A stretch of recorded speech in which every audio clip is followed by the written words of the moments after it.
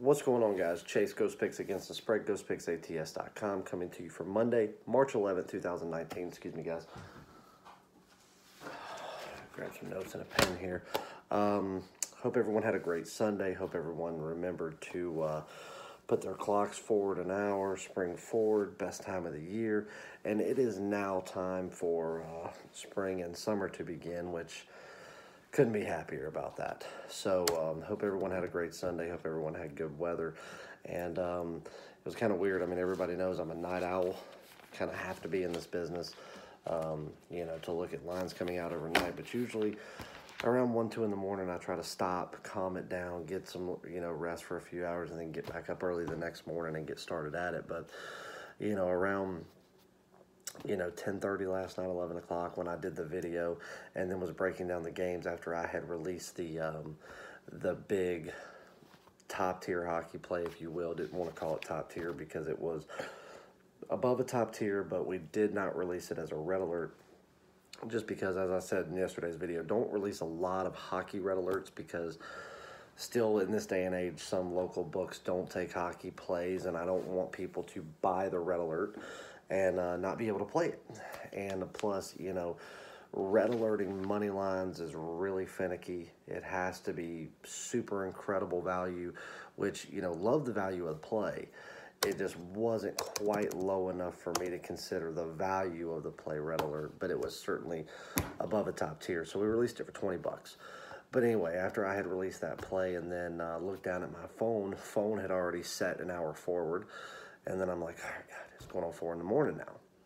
Went back, changing some clocks around the house and stuff. And I was like, might as well not go to sleep now. So capped all the way into almost daylight, took, about a 2.5 hour power nap on the couch, got up and got right back at it. So let's do a recap of what we had for Sunday. Let's get you on a free play for Monday because it is getting late. It's just after midnight. And Motor City, I am coming for you tomorrow. Got some business to do there.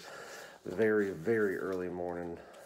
Probably only going to catch about 3.5 hours of sleep, if that, before I have to get up, get ready, and hit the air that way. And then I will be back late tomorrow night, going, into Tuesday morning, just in time to give you a video right before daylight.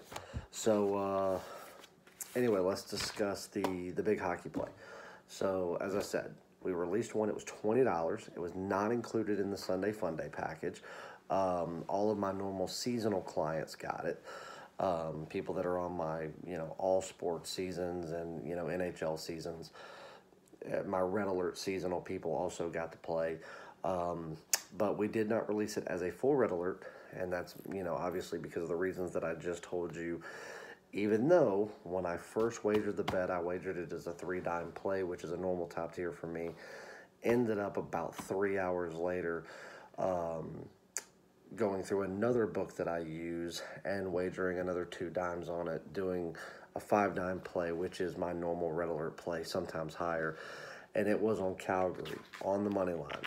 Now, when that line was released, when we released that play, and when I sent it out to all of my people that, were either seasonal people or the people that had already gone in and bought the play, it was at minus 135. Now, I think when the line officially closed, it closed at 150. So some of the people that bought the play late, because we had people buying this play all the way up until after 8 p.m. tonight, or last night, Sunday night, it had gotten up to 150, which is my cap in the NHL. Every once in a while when we are on an absolute tear in the NHL, 4, 5, 6 day winning streak, we could go just slightly over it, but I hate to. 150 is my max, and that's just what it is. And typically we don't even like going that high. So we took Calgary on the money line minus 135. I did not think it would be a blowout, and I was right.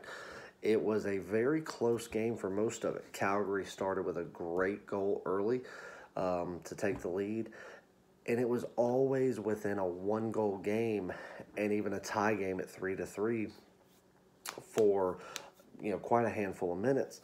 What I was impressed by Vegas, because they are not a very good road team. Great home team offensively, and even a lot more dominant defensively at home.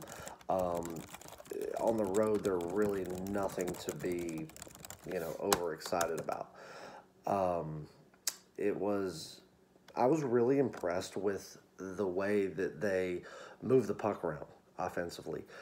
And they took some beautiful shots on goal. Usually, they're a little more, I don't know how I want to word this. They're just kind of all over the place with shots on goal on the road. Vegas, I'm talking. And Calgary is not only one of the best teams in the entire league, they are fantastic at home, offensively and defensively. Both sides of the puck, this is a very, very good, dominant team. So they definitely had the upper hand no matter what. Whether they were home or away in this matchup, Calgary had the upper hand. I felt like with Vegas on the road, usually not taking very smart shots on goal, just kind of going out there and slapping the puck around and hoping that it hits the back of the net, has kind of been their MO all season. They really impressed me with how they attack the goal in this particular game. Now, when Calgary went up 4-3, and we were, mid to 3/4 of the way through the third period, I even talked to a very, very good friend of mine who it just so happens to be a client of mine as well. We've gotten to know each other over the past couple of years, and he said, obviously, if it still comes down to this, with very minimal time left, we know that Vegas could remove their goalie and play with an extra man down ice. And I said, if that happens, obviously Calgary is going to go and win by multiple goals, which by God they did. They ended up winning 6-3. And some people would ask, well, why wouldn't you play it on the puck line? Well, because I didn't think it would be a blowout. I thought this was going to be a 2-goal game. I did. I thought it was going to be 4-2, 3-1, 5-3, something like that. I did expect it to be a high-scoring game, which it was. I certainly didn't think it was going to be a 3-goal game. And I even said, I really think that if it is a multi-goal win, it's going to come because they're going to get an empty netter. I expected this to be very close and it just be a really hard-fought win, which it was. This was a lot closer of a game than the score lets on. Obviously, a 6-3 win, but I was 100% confident in the game no matter what for Calgary to walk away with a win, and that's all we needed. So for everyone that bought the $20 huge late fire top-tier play, congratulations, you got a nice win there. We had one more play, which was a premium play in hockey today on the Washington Capitals, -145 on the money line. 3-1 win there, so 2-0 in the NHL. Free play yesterday was the Houston Rockets. Had more than enough chances for Mr. James Harden to walk away and score 8,000 points as he does. And I want to make a mention here because everybody knows my rants in the NBA.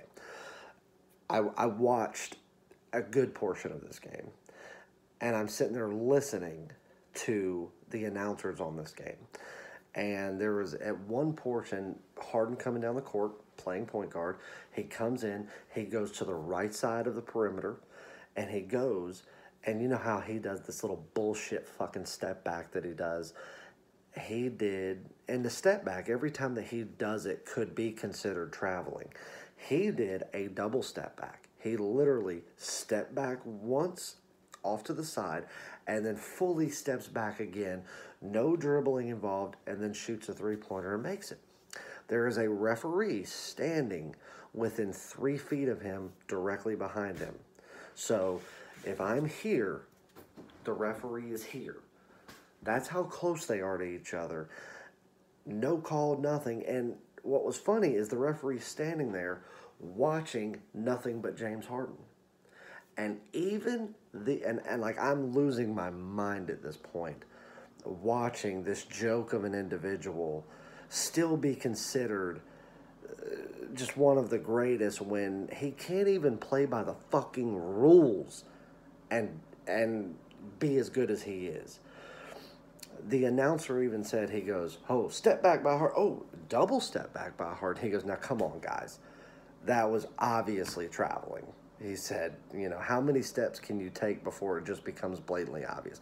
The fucking announcer So for anybody that wants to drop in the comments to tell me that James Harden is just beyond elite and all this stuff, give me a fucking break. You have rocks in your head. It's a joke. He is not. Anybody can go out there and run with the ball like a kindergartner on his first church league basketball game and, go out there and be like, oh, I'm doing good. Whatever. James Harden should get a participation trophy. And then secondly, and this is what really pissed me off, was the other announcer who agreed that that was traveling. Not 2 minutes later, James Harden goes in and drives in for an easy layup, and he did it. Now, there were 3 people standing within the paint for Dallas at that particular time. Now, James Harden goes up, again, right side of the perimeter. He goes, he carries, and then he proceeds to drive in. One person steps completely out of the way and turns his back to Harden. And then the other steps back and literally puts his hands up just like this and lets Harden go by.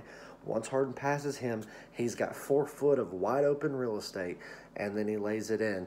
And the announcer said, he goes, that's what makes James Harden so special, because he can drive to the rim better than anybody within the league.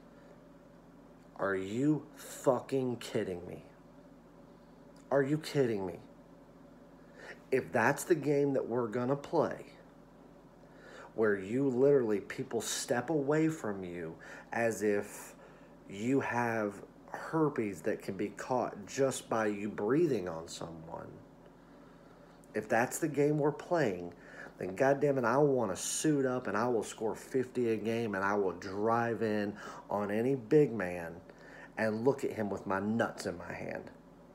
Because that is a joke. James Harden, fuck you. You're a bitch. You're not shit. And the fact that the Houston Rockets, even I gave them credit how good a form they're coming to. You can't beat the Dallas Mavericks by 8. You should be able to beat them by 20. You damn near almost outright lose the game. And when I realized that we're not going to cover this game, no way, I was praying that Dallas won outright. Anyway, free play loser. We take it on the chin. It wasn't. Houston's obviously the better team. James Harden is obviously more talented than most people, than on the other side of the tongue-tied. James Harden is more talented than 90% of people that have come through Dallas in the past decade. But James Harden's still a bitch. He is somebody that should never be considered elite. He is nobody that should be considered a champion or a Hall of Fame or anything until he can at least go out there and hide his flaws, as in taking 6 steps without dribbling or driving to the rim without any remote sort of defense. Somebody even remotely considering defending him. And somebody say, that's why he's so special, because he can drive in better than anyone. Dude, I don't even know the guy's name that said that, but you are now my mortal enemy, sir. You and Dan O'Dowd, former GM of the Colorado Rockies. 2 mortal enemies I have now. Anyway, 2-0 in the NHL. We dropped the free play. And then we had Furman today as a top play in college basketball, -2. I love the play. I stood behind the play. Furman playing well. And Furman's one of those teams that plays smart offensive ball. They look for open shots. They allow everybody to touch the ball. And they don't take unnecessary, I don't even know how to word it. They don't throw the ball up and cross their fingers. They take smart shots. And they did today, for the most part. And then they allow UNC Greensboro to go on a 12-0 run.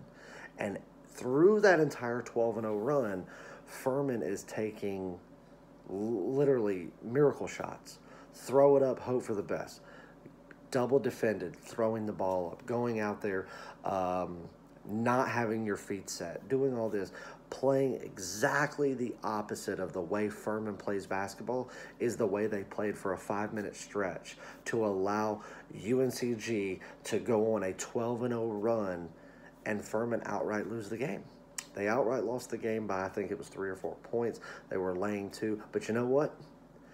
That's very unlike Furman. It's not something that we see very often. I can't even say that we've seen it a handful of times this year. So if that game happened tomorrow under the same circumstances, I'd make that same bet over again because it would be very unlikely that Furman would allow it to happen again. But unfortunately, it happened today. So in your premium plays today and in your top tiers, we went 2-1. Big play on Calgary today, winner. Big play or premium play on Washington, winner. We did drop the Furman play, and the free play was a loser. So I apologize to everyone that's not on the packages that just watches the free play. We'll get one back today, and we're going to go back to the NBA. Now let's go over a couple of promotions real quick. Everybody's seen on the website that goes to my package pays.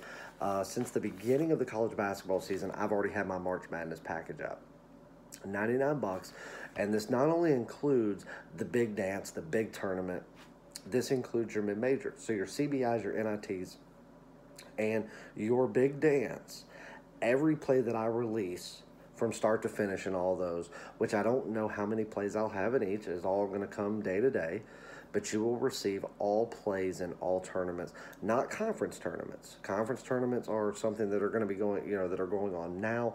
This starts the tournaments, your big dance, your NIT, your CBI, things like that. But you will receive all plays and all of those, premium and top tier. The only thing you would not receive is a red alert if we were to have one in that time period. But all three of the tournaments, all the plays, top tier included, you will get for $99. It's already on the website. Mine's been up there for, since before college basketball even started. Go to ghostpicksats.com, click on the handicappers, choose Chase, go down there to the basketball section, click on it, $99, you're locked in, and you will get plays as soon as the tournaments start. Now, if you can't find it, I'm going to drop a link in Twitter as soon as I get done with this video, and you can go to Twitter, follow me at PicksChase. The link will be right there. You can click on it and immediately sign up, buy, and be locked in and ready to go. Derek and Jimmy are running and I hope I get the name right, a no chump change package, duos. Monday through Friday, 5 days of plays, a duo between Derek Dimes and Jimmy Buckets. It's going to be one card, guys. Every day is one card. They're putting their heads together, so it's going to be a card that's decided on, all plays agreed on by those two great handicappers for $99. You will receive a duo card every day, Monday through Friday, for a $100 bill. Easy money in the bank, guys, and it is a one-day package only. So you have to sign up Monday. Whether you sign up late on Monday and only get the plays Tuesday through Friday, it's still worth it. But come midnight Monday night, that package is down and will no longer be offered.